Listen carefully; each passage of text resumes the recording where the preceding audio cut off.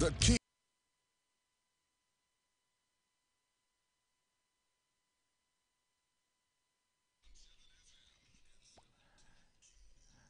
Good morning. It's 3 past 6 o'clock. Robert and Erin, 1017 FM and 710 KEEL. Erin, local news, getting ready now. Is the sheriff's office helping to patrol the city streets yet? We'll talk more about that. 3 dogs die in a hot car in Bossier City. And fighting crime in our community, we'll hear from one of the mayoral candidates on that. You know, we've talked a lot the last few days about potential budget cuts. We will review, and we're going to play Steve Prater again, the chat from yesterday. Yeah. What's that about? Whether or not he's patrolling yet. And what the plans are and who's going to pay. You bet. And we got bad news from Sears today, too. Matt Scott, sports, traffic, and weather, all coming up this hour, and it's here right here on KEEL.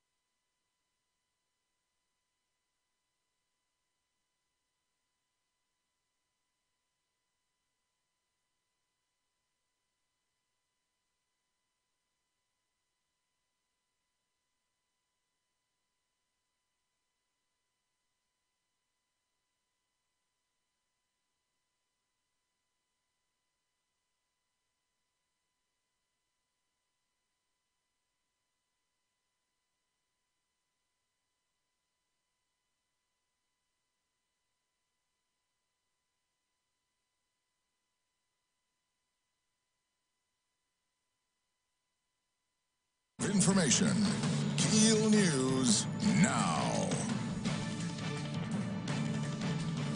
The joint patrol operation between the city of Shreveport and the sheriff's office hasn't started yet. Funding hasn't been approved. Sheriff Steve Prater tells KEEL News about the plan. The plan is to patrol the exterior or the beats adjacent to the parish, the rural area anyway, that we're close to, and we can patrol that and help to assist there and shift.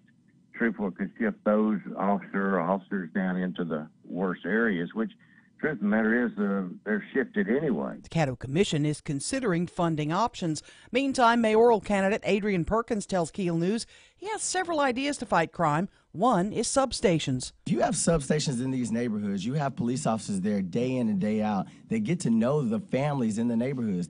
I was tasked to do that when I was in Iraq as a soldier. I had to go out every day, get out of my vehicle, play soccer, deliver school supplies to the people that I was over there policing. So why isn't that a requirement here in our own hometown? Meantime, a community gathering organized by SPD at Canaan Village Apartments aimed to unite the Allendale neighborhood and stop the violence. Shreveport police are trying to bring the community together and are encouraging residents to start neighborhood watch groups. Just a week ago, we learned Sears would be closing more than 60 stores across the country. But at the time, the stores in the Shreveport-Bossier area were safe. But that has changed. The new list now includes the stores in Mall St. Vincent and Pierre Bossier Mall. Liquidation sales start in 2 weeks. The stores will close by September. 3 dogs die, 1 woman arrested. Matt Parker with that. Nancy Western has been arrested after 3 dogs were found dead inside her parked car. According to Bossier City Police, Western left the 3 dogs in her car while she went to a doctor's appointment at Willis-Knighton. Western told police she was only gone for an hour, but officers estimate that the dogs were in the car much longer and died from heat exposure. She's being charged with 3 counts of animal cruelty. From 1017 FM and 710 KEEL, I'm Matt Parker. In a letter sent to Governor Edwards, Senator John Kennedy expressing his concern over what he calls an inexcusable waste of money at the Highway Safety Commission based on a legislative audit. Now, Kennedy says the bulk of the problems appear to have happened under the leadership of Katara Williams, who has since been moved to a position with Southern University. I want to know, is she going to be punished? Is she going to get to keep her job? What's the governor planning on doing to recover this money? Kennedy says there were 220 hours of overtime paid to one employee without any evidence to support the claim. A judge says an agreement that requires the DeSoto DA's office to provide funding to the public defender's office is unconstitutional.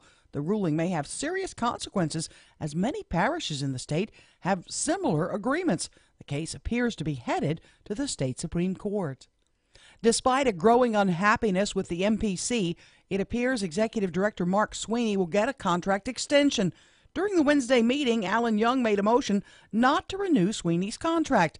However, Chairman Theron Jackson refused to add the motion to the agenda and said the commission would not be able to add the matter due to the bylaws. What do you mean, operating outside the bylaws and choosing to do what you want to do? No. I'm saying the bylaws is that's a dictatorship, right? No, I'm saying the bylaws, the way our bylaws are written is creating a dictatorship. Not you are, the bylaws themselves are. Yeah, I didn't write. We approved because the bylaws are saying the only two ways I can ever get anything on is by unanimous vote of this board the day of the meeting. Right. Or the fact that you add it to the meeting agenda, and that's it. That's correct. Since the contract item could not be added to the June agenda, Sweeney's contract will auto-renew July 1st. The State Department of Wildlife and Fisheries seeks to get more people outdoors with a free fishing weekend. So Saturday and Sunday, residents and visitors can fish Louisiana waters without a license. LDWF spokesperson Renee LeBreton says they hope to attract new anglers. So just a chance to introduce people to the sport of fishing, just to try and get them hooked. It's been 50 years since Mr. Rogers' neighborhood first graced the nation's TV screens. Now a new documentary about Fred Rogers provides a close look at the gracious man who played the role all those decades. The movie is called Won't You Be My Neighbor? I'm Erin McCarty on 101.7 FM and 710 KEEL.